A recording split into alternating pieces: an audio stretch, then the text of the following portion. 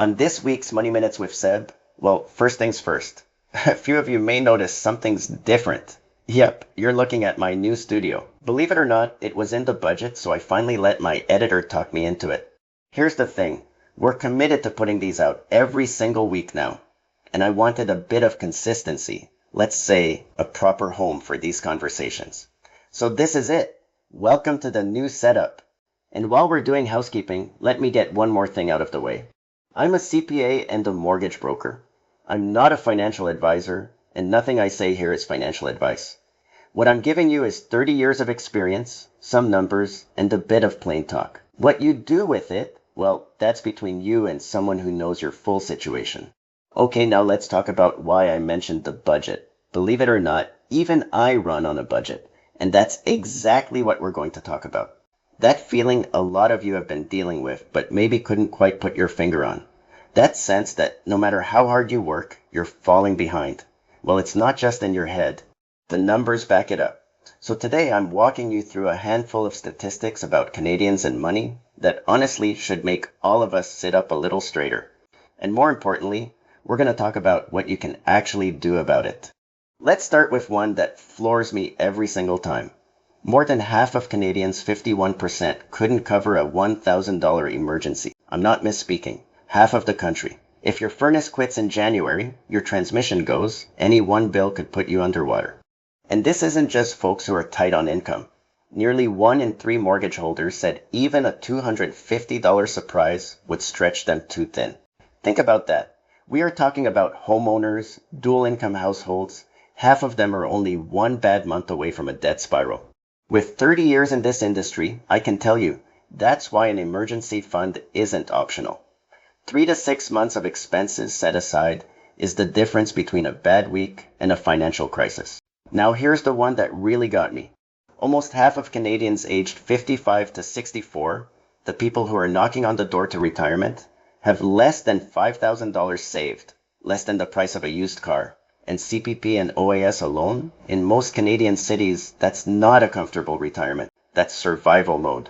No wonder the average retirement age keeps climbing. People aren't working longer because they want to. They're doing it because the math doesn't work otherwise. If this is hitting a little close to home, you need to follow this channel. Because the rest of this is about what you can actually do, and I don't want you to miss it. Okay, so here's where we go from problem to opportunity. A recent TD survey found that 39%, nearly 4 in 10 Canadians with a TFSA are just leaving the money sitting in cash. And a lot of people don't even realize you can invest inside a TFSA. They think it's a savings account. It's not.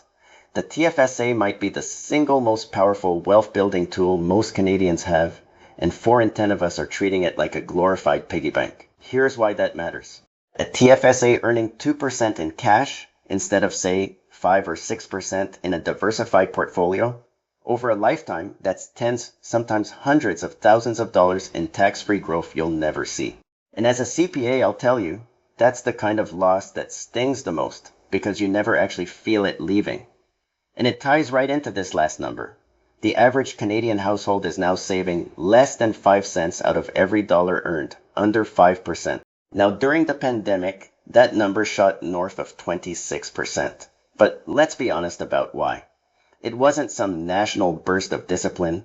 It was that there was nowhere to spend it. And that's the part worth sitting with. When the restaurants and the trips and the impulse buys disappeared, the savings appeared almost on their own. Which tells you something uncomfortable but useful. A chunk of what we spend isn't the essentials. It's the extras we've just gotten used to. My take? 10% is the floor, not the ceiling. And the good news is, you don't have to fix everything overnight. Bump your savings rate a little, get that money actually invested inside your TFSA or RRSP, and build even a small emergency buffer. And here's where it gets real. If you actually look at where your money's going, you might be surprised. A few less trips through the Tim Hortons drive-thru could put $50, $60 back in your pocket every month. That's not nothing. That's the whole reason sticking to a budget matters. It's not about depriving yourself. It's about knowing where the money's actually going so you can point it somewhere better. Those 3 moves alone can completely reshape where you land 10 years from now. So the takeaway here, if you've been feeling stuck, you're not failing. The system genuinely isn't built for you to win on autopilot. But these numbers aren't a life sentence, they're a starting line.